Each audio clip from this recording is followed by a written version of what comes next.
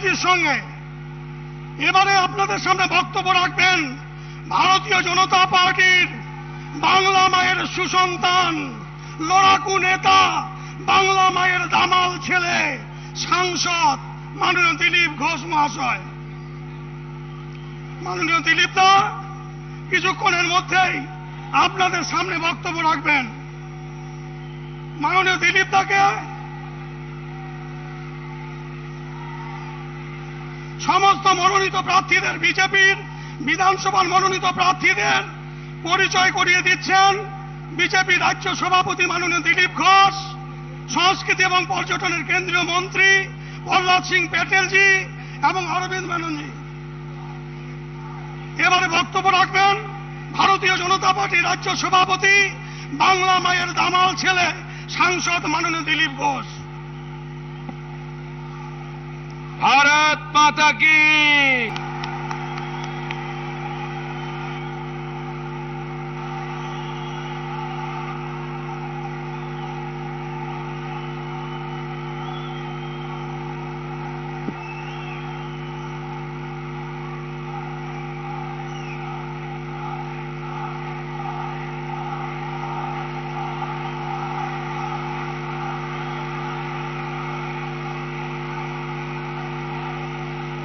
भारत माता की, भारत माता की।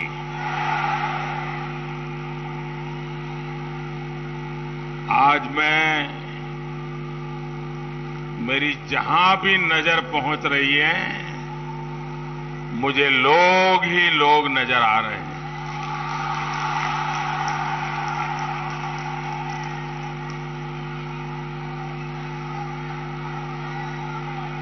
ये जगह भी छोटी पड़ गई लग रहा है। बहुत बड़ी मात्रा में लोग धूप में तप रहे हैं। जो लोग धूप में तप रहे हैं उनको मैं विश्वास दिलाना चाहता हूं कि आपकी तपस्या बेकार नहीं जाने देंगे। हम विकास करके आपके इस प्यार को डबल करके लौटाएंगे।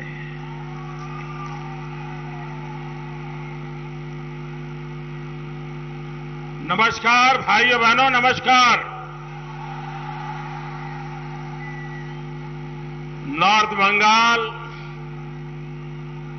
भारत मां के गले में ऐसी भव्य माला है जिसमें अलग अलग भाषा, जाति, भिन्न भिन्न समुदाय के लोग अलग अलग फूलों में इस माला में गूंथे हुए हैं।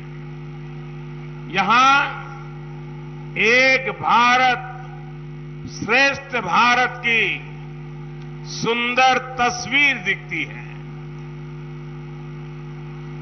नमस्कार उत्तरबंग, केमन आছেন আপনারা? আমার সৌভাগ্য যে আমি আবার আজকে महाकाल बाबा, सिंचेल देवी मां और जलपेश बाबा पुण्यभूमिते आस्ते पेरेছি।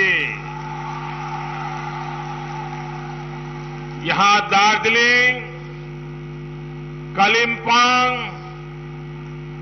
कर्सियांग जैसे पहाड़ी क्षेत्रों और आसपास के स्थानों से भी अनेक साथी हमें आशीर्वाद देने के लिए आए हैं।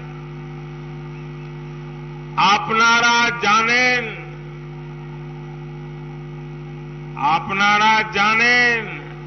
जे आमी चावाला,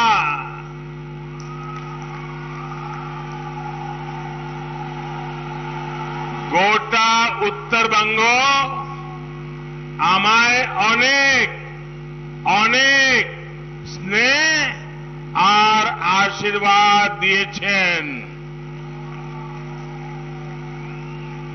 आदरणीय गोरखा, आमा बाबा, दाजू भाई, दीदी बहनी, भारतीय जनता पार्टी सदैव गोरखा समाज संघ उभे को है। साथियों, नॉर्थ बंगाल की इस धरती ने आज ऐलान कर दिया है, टीएमसी सरकार जा रही है, बीजेपी सरकार आ रही है।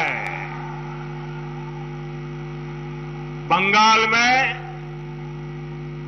नववर्ष शुरू होने वाला है। नववर्ष में बुराई पर अच्छाई की जीत होने जा रही है,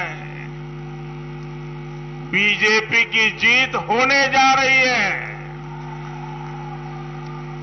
पहले 3 चरण में बंगाल में बीजेपी के पक्ष में बम्पर मतदान हुआ है।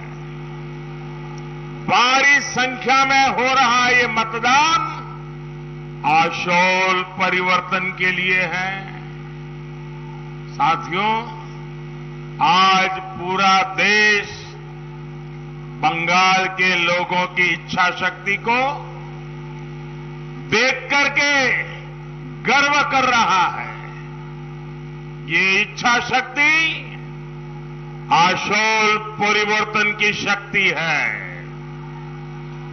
ये इच्छा शक्ति सोनार बांग्ला की शक्ति है। मैं जहां जहां जा रहा हूं, हर जगह, हर कोने में ऐसा ही उत्साह, ऐसा ही उमंग, ऐसा ही नया विश्वास चारों तरफ दिखाई दे रहा है। खास करके माताएं बहनों का जो उत्साह देख रहा हूं, माताएं बहनें जिस प्रकार से आशीर्वाद दे रही है, मैं इन माता को, इन मातृशक्ति को सर झुका करके नमन करता हूं। यहां भी जनसामान्य हो, गोरखा हो, नेपाली साथी हो, राजवंशी समाज हो, सभी, यानी मैं जिस किसी का नाम लूं, कोई ऐसा नहीं है जो आज बढ़ चढ़ करके बीजेपी को अपना आशीर्वाद न देता हो। साथियों, इस बीच कुछ बिहार में जो हुआ है वो बहुत ही दुखद है। जिन लोगों की मृत्यु हुई है,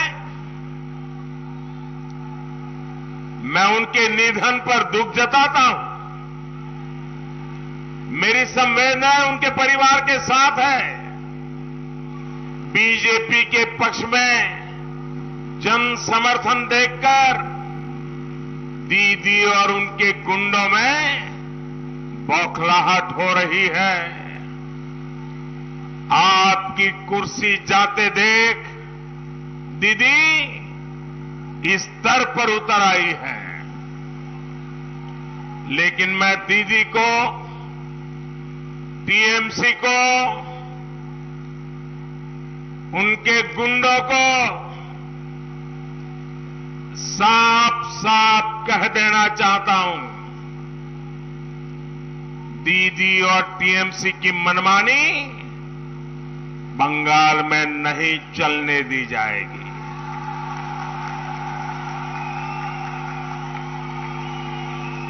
मेरा चुनाव आयोग से आग्रह है कि कुछ बिहार में जो हुआ उसके दोषियों पर सख्त से सख्त कार्रवाई हो। और दीदी,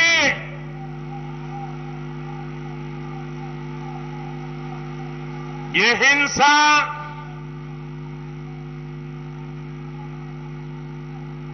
लोगों को सुरक्षा बलों पर आक्रमण करने के लिए उकसाने के तरीके,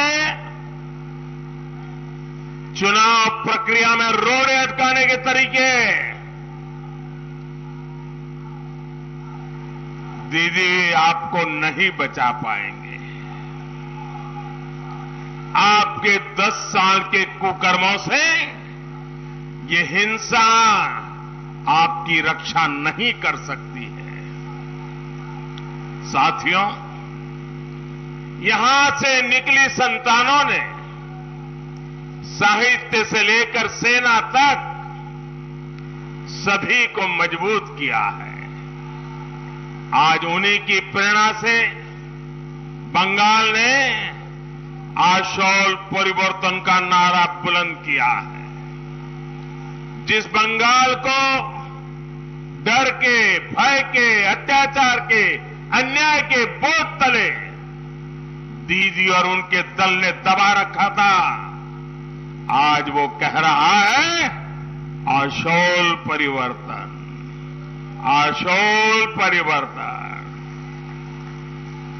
बंगाल की बीजेपी सरकार में सुनवाई होगी, न्याय मिलेगा, आपके अधिकार का काम होगा, क्षेत्र का विकास होगा।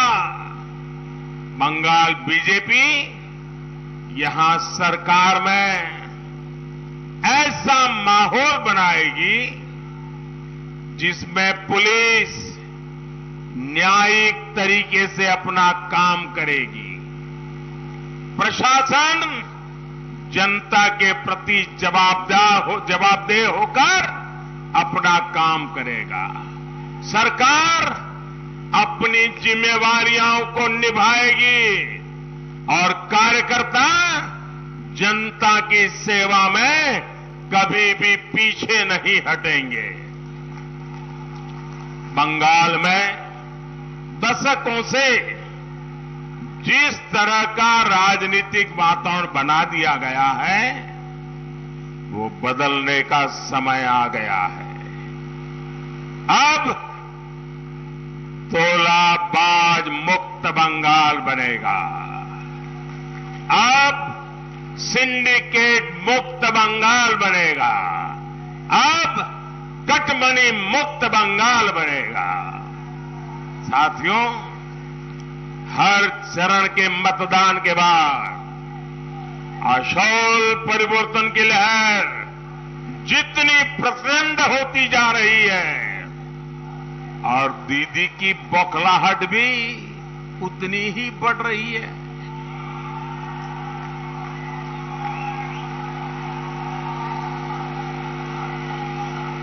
साथियों, मैंने सोशल मीडिया में एक वीडियो देखा। उस वीडियो में दीदी के करीबी बंगाल के टूरिज्म मिनिस्टर और यहां पास के ही विधायक लोगों को धमका रहे हैं।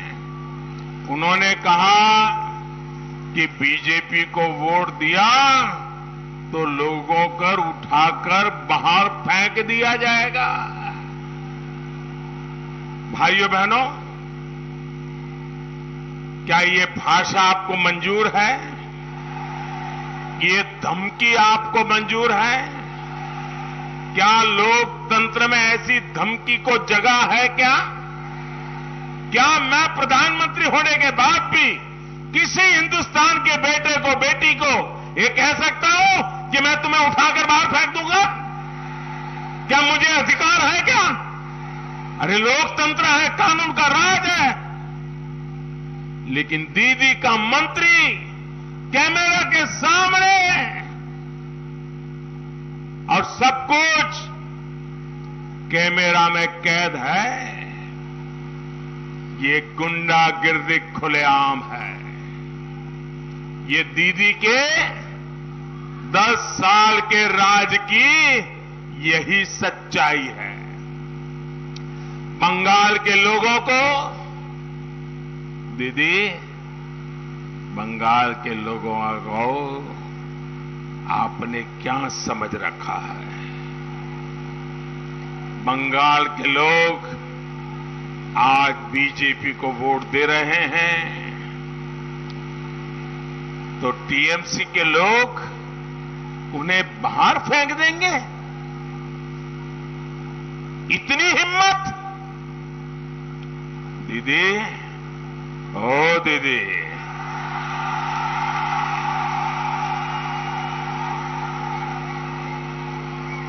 बंगाल के लोग यहीं रहेंगे। दीदी, लिख करके रखो, यहीं रहेंगे।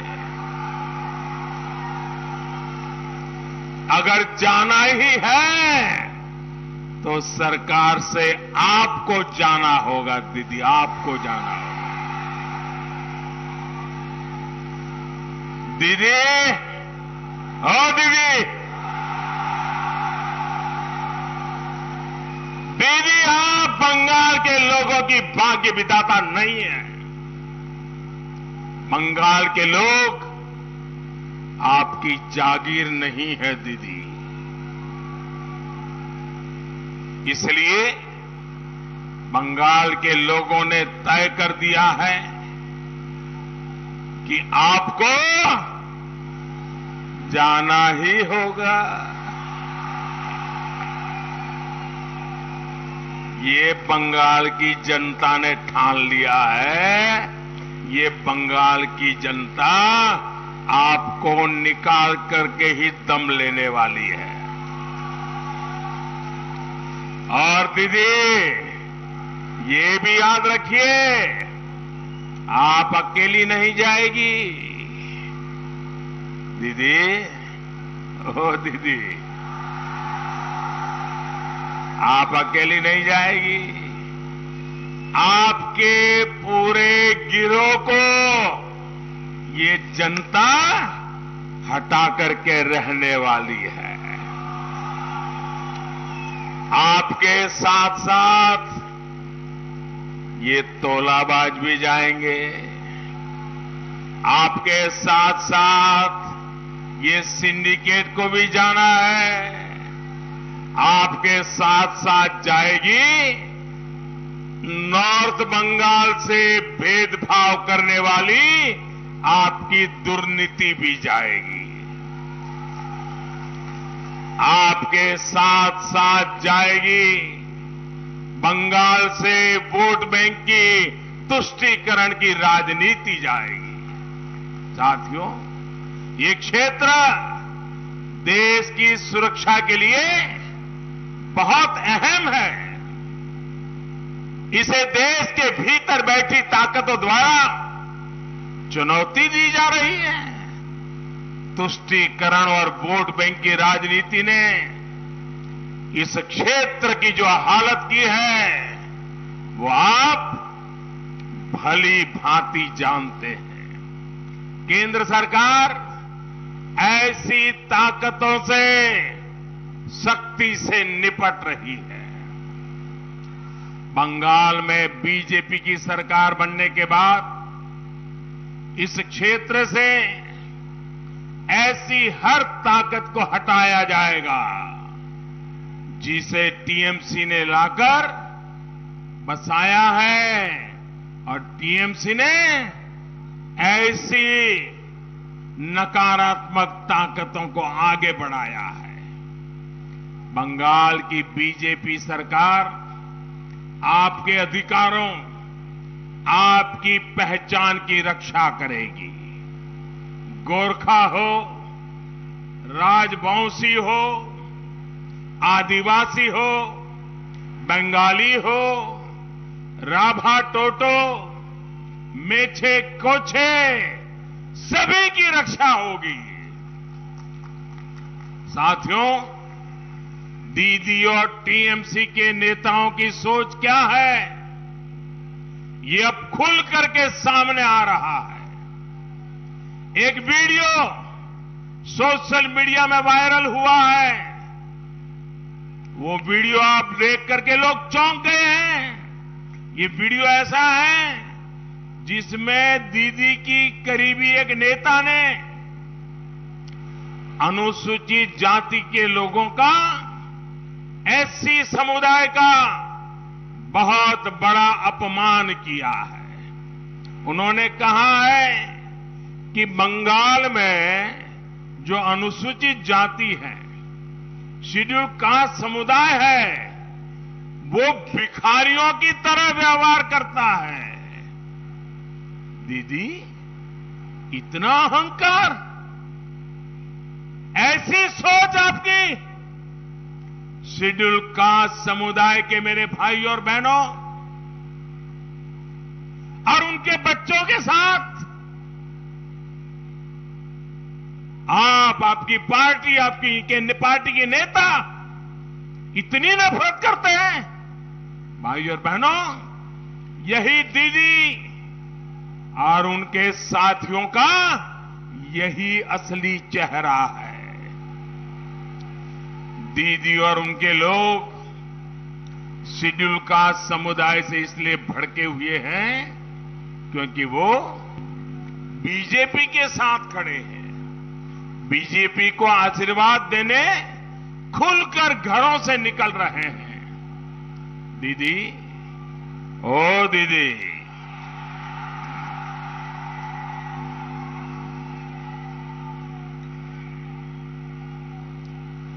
ईश्वर ने आपको बंगाल की सेवा करने का इतना बेहतरीन अवसर दिया था। आपने इतने स्वर्णिम अवसर को गंवा दिया दीदी, गंवा दिया, गंवा दिया और बंगाल को बर्बाद कर दिया। साथियों, अपनी हार सामने देख दीदी का गुस्सा मुझ पर बढ़ता जा रहा है। बंगाल के लोगों का मुझ पर स्नेह देख दीदी बंगाल के लोगों से भी नाराज है।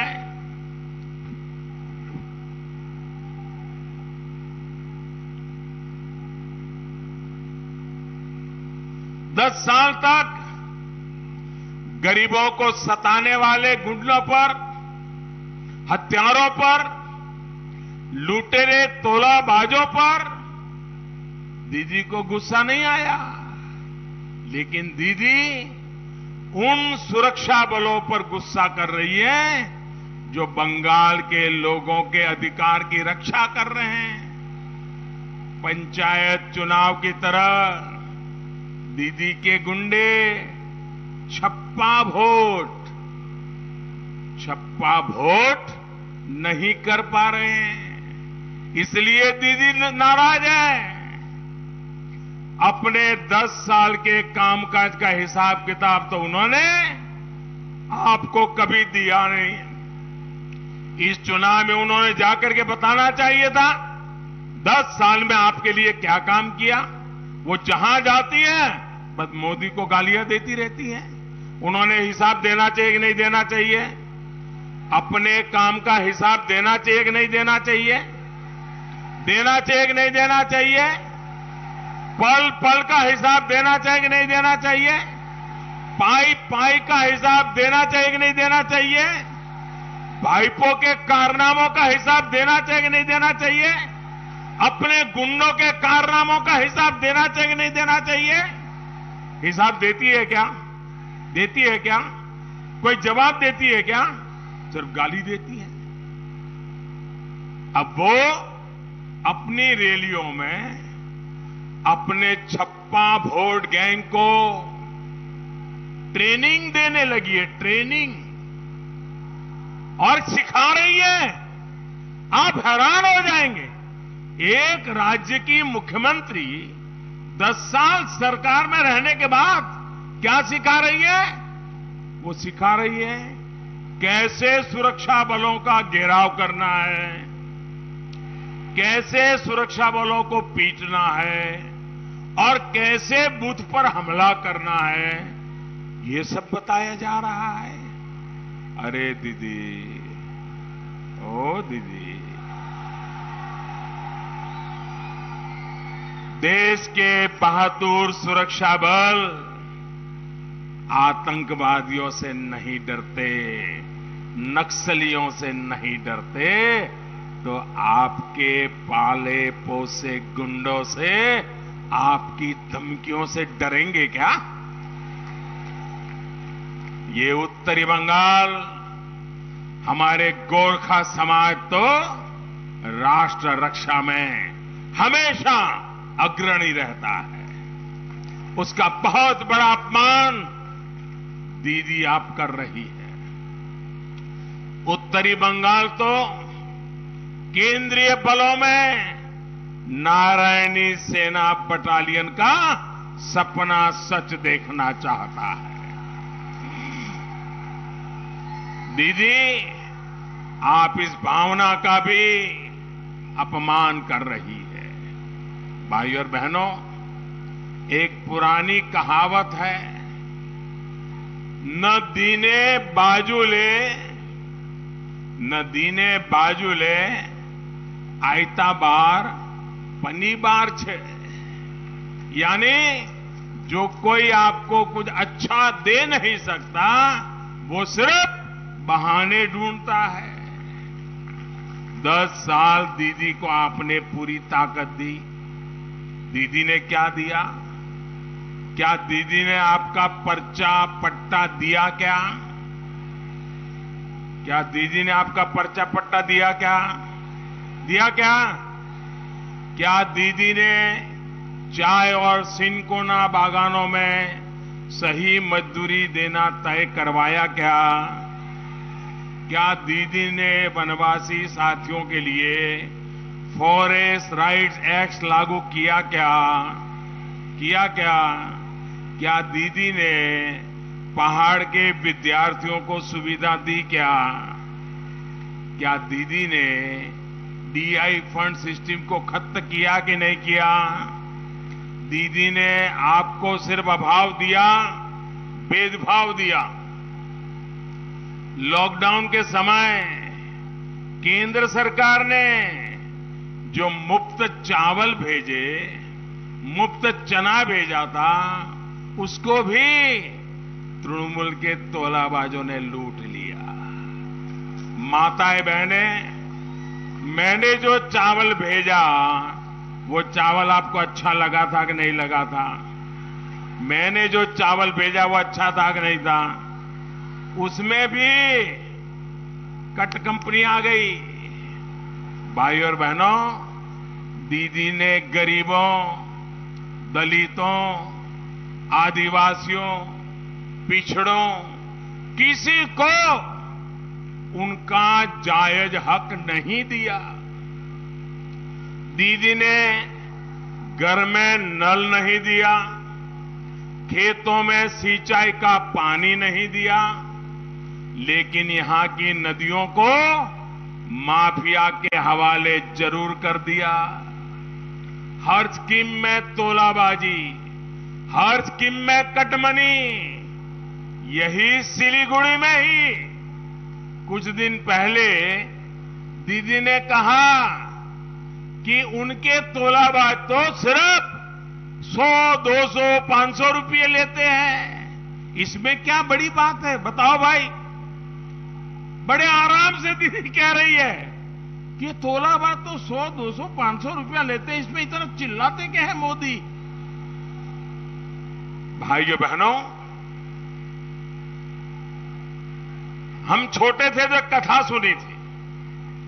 उस कथा में एक बहुत बड़ा डाकू, लुटेरा, उसको फांसी की सजा हुई।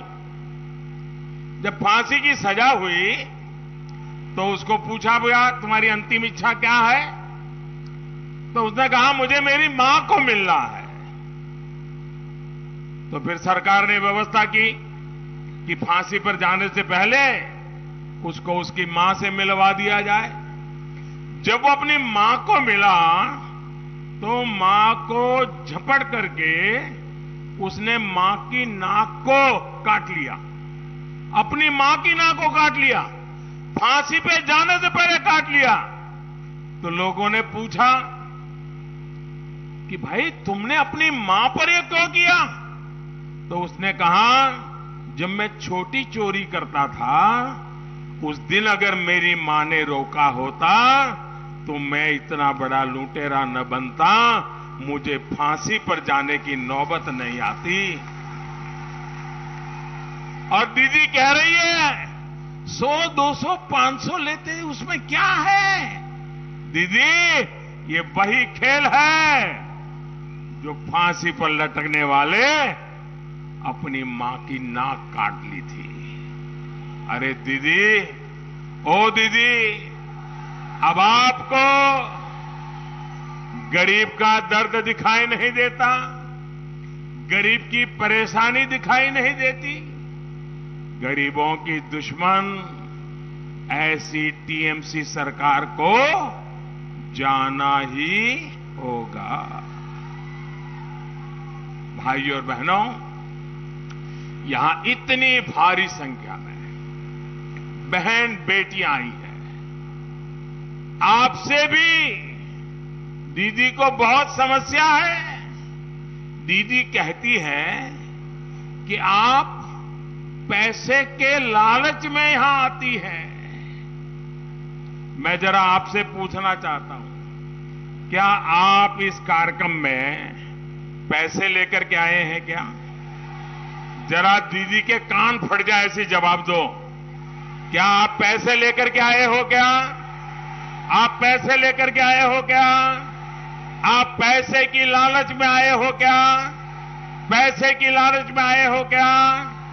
ये आपकी ईमानदारी पर उन्होंने घाव किया है कि नहीं किया है?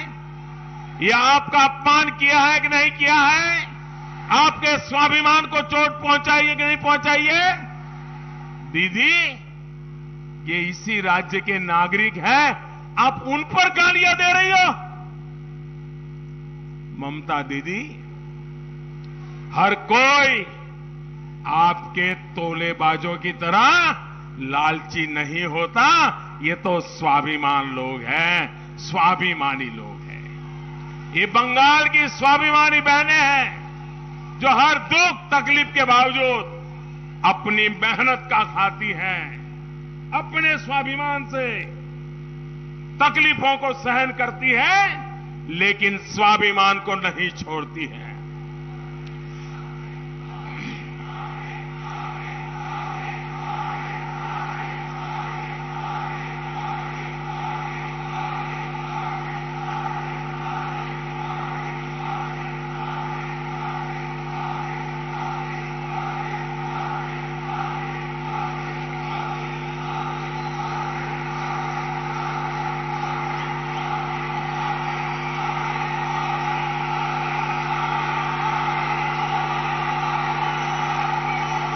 आपका ये प्यार मेरे सर आंखों पर, आपका ये प्यार, ये आशीर्वाद मुझे आपके लिए पल पल आपके लिए जीने के लिए बहुत बड़ी ताकत देते हैं। आपके आशीर्वाद, यही मेरी अमानत है। इतनी बड़ी संख्या में भाजपा की जनसभाओं में बहनें बेटियां इसलिए आ रही हैं क्योंकि हिंसा और तोलाबाजी से सबसे ज्यादा परेशान हमारी माताएं बहनें हैं। तोलाबाजी के कारण घर चलाना मुश्किल हुआ है, घर में पानी का नल नहीं है, इसके लिए बाहर जाना पड़ता है, समय लगाना पड़ता है। केंद्र सरकार पूरे देश में हर घर को पाइप से पानी पहुंचाने का अभियान चला रही है, लेकिन दीदी ने क्या किया? बंगाल में दीदी की सरकार ने हर घर जल योजना के पूरे पैसे ही खर्च नहीं किए। सैकड़ों करोड़ रुपए अब तक बंगाल सरकार की तिजोरी में ऐसे ही पड़ा हुआ है। ये पैसा केंद्र सरकार ने भेजा था, ये पैसा आप पर खर्च होना था, लेकिन किया ही नहीं गया। भाइयों और बहनों, भाजपा सरकार ने शौचालय बनवाए, ताकि बहनों को अंधेरे का इंतजार ना करना पड़े, बेटियों को अपमानित ना होना पड़े। हमने उज्ज्वला का गैस कनेक्शन दिया ताकि गरीब बहनों को धुएं से मुक्ति मिले, उनका समय बचे। भाजपा ने गरीबों को दिए जा रहे घर की रजिस्ट्री बहनों के नाम की, लेकिन दीदी के तोलाबाजों ने इसमें भी आपको लूटने के तरीके खोज लिए। बंगाल में बीजेपी सरकार आने के बाद आपको बिना कटमनी सारी सुविधाओं और योजनाओं का लाभ मिलेगा। साथियों, बंगाल में बीजेपी की सरकार कैसे काम करेगी, ये आपने कोरोना काल में भी देखा है। कोरोना लॉकडाउन के दौरान बहनों के जनधन खातों में सीधे हजारों करोड़ रुपए केंद्र सरकार ने जमा किए। बिना कटमनी के हर बहन के खाते में सीधे पैसे पहुंचे। अब ऐसे ही पारदर्शी तरीके से बंगाल में बीजेपी की सरकार काम करेगी और आपकी आशा अपेक्षाओं को पूरा करेगी। इसका लाभ हर क्षेत्र का होगा, हर वर्ग का होगा। भाई और बहनों, मैं 2-1 दिन पहले जलपाईगुड़ी के टी गार्डन में काम करने वाली हमारी एक बहन की बातें पढ़ रहा था।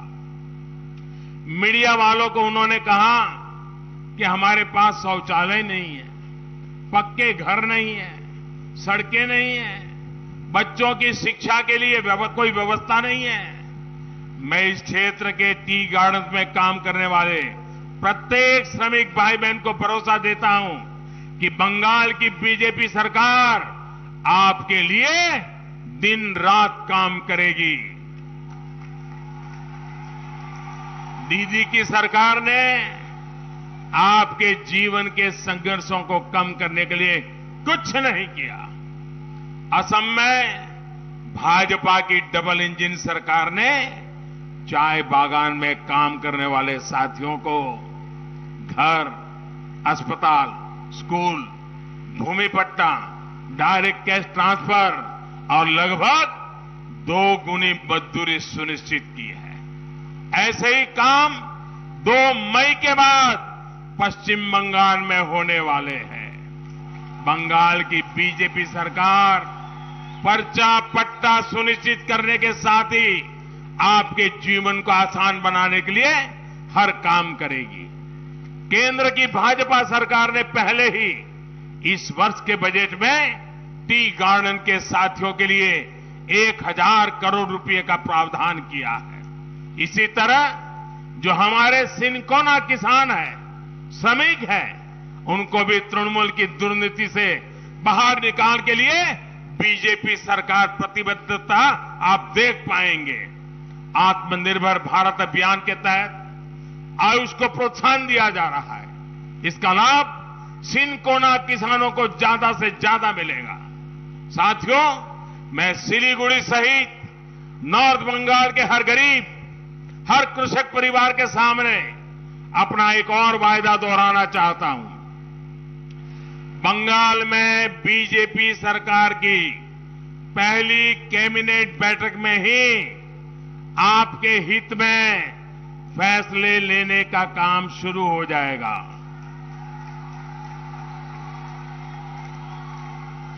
पीएम किसान सम्मान निधि का जो 18,000 रुपये, 18,000 टका दीदी ने रोका, वो भी तेजी से आपके खाते में जमा किया जाएगा।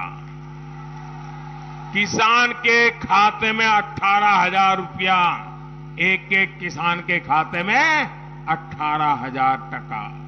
साथियों, मुझे 1.5-2 वर्ष पहले जलपाईगुड़ी की एक दुखद खबर आज भी याद है। एक पिता को अपने बेटे की जान लेनी पड़ी थी, क्योंकि उसके पास अपने बीमार बेटे के इलाज के लिए पैसे नहीं थे।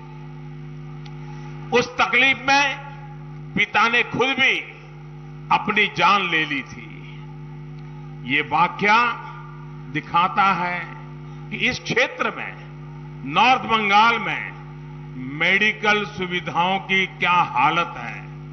दीदी ने अगर आयुष्मान भारत योजना बंगाल में लागू की होती तो गरीबों को ये दिन देखने न पड़ते। इस योजना के तहत गरीबों को 5 लाख रुपए तक के मुफ्त इलाज की सुविधा बीजेपी की केंद्र सरकार ने दे रखी है। सिर्फ सिलीगुड़ी, जलपाईगुड़ी नहीं, कोलकाता ही नहीं, वो पिता दिल्ली, मुंबई, चेन्नई कहीं पर भी अपने बेटे का मुफ्त इलाज करवा सकता था। लेकिन दीदी ने, उनकी दुर्नीति ने ऐसा होने नहीं दिया। बंगाल में बीजेपी की सरकार में, नॉर्थ बंगाल में मेडिकल इंफ्रास्ट्रक्चर तो सुधार ही जाएगा, तुरंत ही बंगाल में आयुष्मान भारत योजना भी लागू की जाएगी। साथियों, दार्जिलिंग हिल्स, तराई और द्वार क्षेत्र से बीजेपी का एक विशेष संबंध रहा। बंगाल में एक क्षेत्र सबसे पहला है जिसने बीजेपी पर विश्वास किया, बीजेपी को हमेशा प्यार दिया है। आपके इस प्यार का कर्ज चुकाने के लिए बंगाल में बीजेपी की सरकार हर प्रकार के प्रयास करेगी। सरकार इसको पूरा करके रहेगी और इसके लिए बीजेपी की सरकार बहुत जरूरी है। बंगाल बीजेपी के संकल्प पत्र में जो विशेष वायदे इस क्षेत्र के लिए किए गए हैं वो सभी पूरे किए जाएंगे। शिक्षा हो, शिल्प हो, चाकरी हो या फिर भाषा संस्कृति हो, आपकी हर आकांक्षा पर तेजी से काम होगा। भाइयों और बहनों, यहां की ब्लैक टी और यहां टॉय ट्रेन दोनों विश्व की धरोहर है।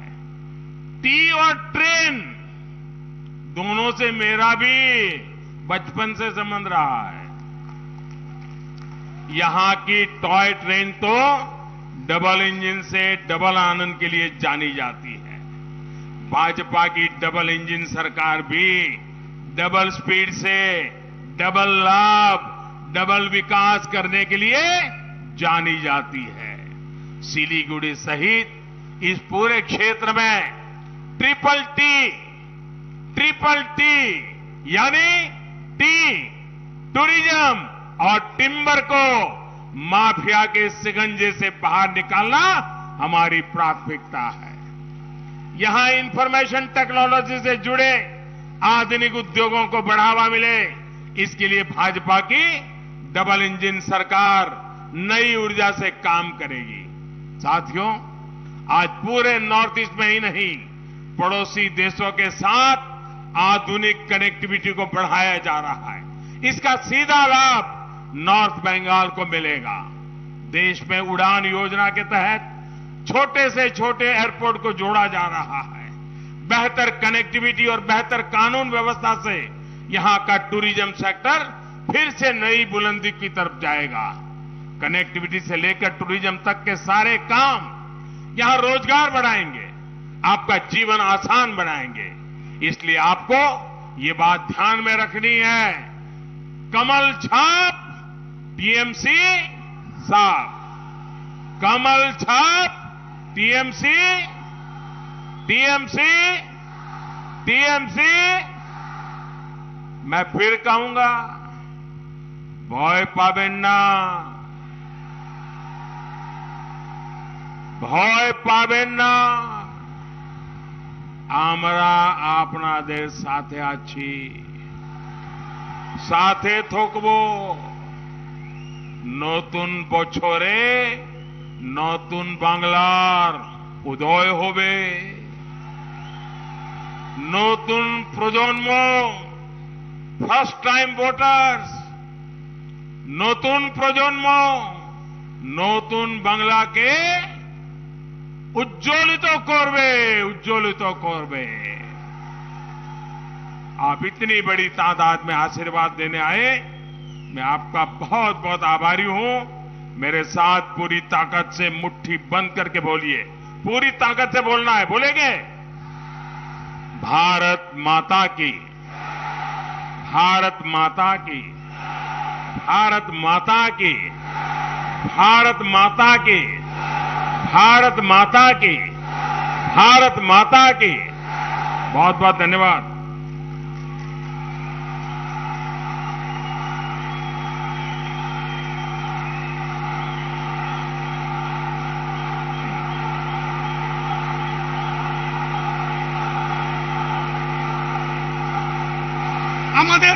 আমাদের প্রিয় প্রধানমন্ত্রী মাননীয় নরেন্দ্র ভাই মোদীজিকে আমাদের সকলের পক্ষ থেকে আমরা কৃতজ্ঞতা জ্ঞাপন করছি তার পথ নির্দেশের জন্য। আমার এই প্রধানমন্ত্রীর বক্তব্যের মধ্য দিয়ে মনে পড়ছে বিখ্যাত কবির কথা, চমন को जिस्म में पतिया को चढ़ गई होंगी इस इलाजा मैं मुझ पर, मगर कोलियों को जिसने तोड़ डाला अपना हाथों से वही दावा कर रहा है इस রানুমাই का। যিনি ফুল বাগানের মালিক তিনি কারণে অকারণে ফুলের পাতা ছিঁড়েন, ফুল ছিঁড়েন, আর যিনি ফুল বাগানের মালিক তিনি দুঃখ পান একটা ফুলের পাতা যদি অজান্তে ছিঁড়ে। আজকে মাননীয় প্রধানমন্ত্রী তিনি ভারতবর্ষের একজন মালি হিসাবে, ফুলবাগানের মালি হিসাবে কাজ করছেন। আপনাদের সকলকে অসংখ্য ধন্যবাদ জানাচ্ছি। বন্দে